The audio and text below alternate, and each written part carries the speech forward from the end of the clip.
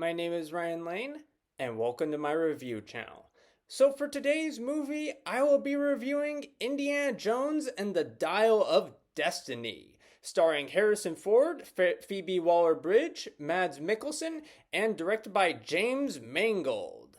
So, it's 1969, and Indiana Jones, played by Harrison Ford, because, who else, is approaching the end of his teaching days, and he's kind of excited too because his students don't share his enthusiasm for history as much as he does.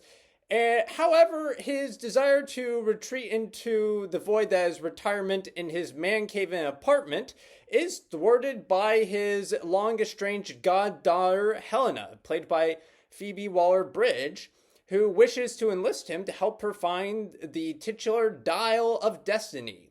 It's never actually called Destiny, it's just referred to as a dial, and it's got some long, Greek-esque name that I can't remember off the top of my head at the moment. Anyway, initially, Indiana Jones is kind of hesitant to help her seek this dial out, but when the two of them find out that Nazi Voller, played by Mads Mikkelsen, wishes to use the dial to rewrite history in favor of the Nazis, he decides to don the iconic whip and fedora once again to go off and, do what Indiana Jones does best: punch Nazis in the face.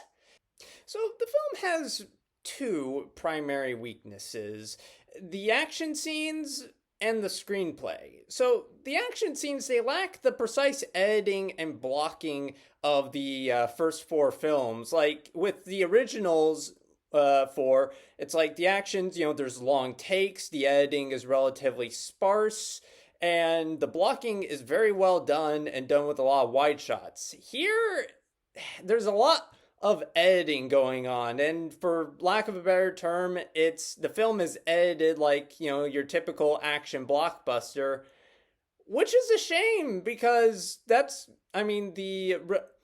the efficient yet very iconic editing and blocking of the original movies was kind of what made them so well loved. Heck, even Kingdom of the Crystal Skull, which is a polarizing entry, even that film has much better action scenes. Also not helping matters is the fact that anytime the action takes place at night or underwater, the visuals become murky and it becomes hard to make things out. And honestly, it's just kind of embarrassing at this point. It's like, Disney, you spent $300 million on an Indiana Jones movie and you couldn't figure out how to up the brightness just a wee bit. It's like, really? It's kind of embarrassing at this point, especially coming off the heels of Disney's latest live action movie, The Little Mermaid remake, which also suffered occasionally from murky visuals. It's just frustrating in that regard. And then, of course, to acknowledge the elephant in the room, there's de-aged Harrison Ford.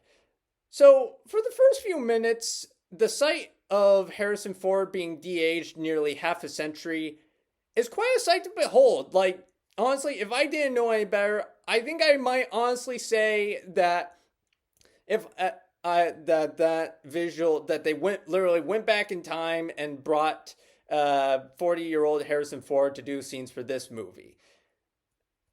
But then the site starts talking.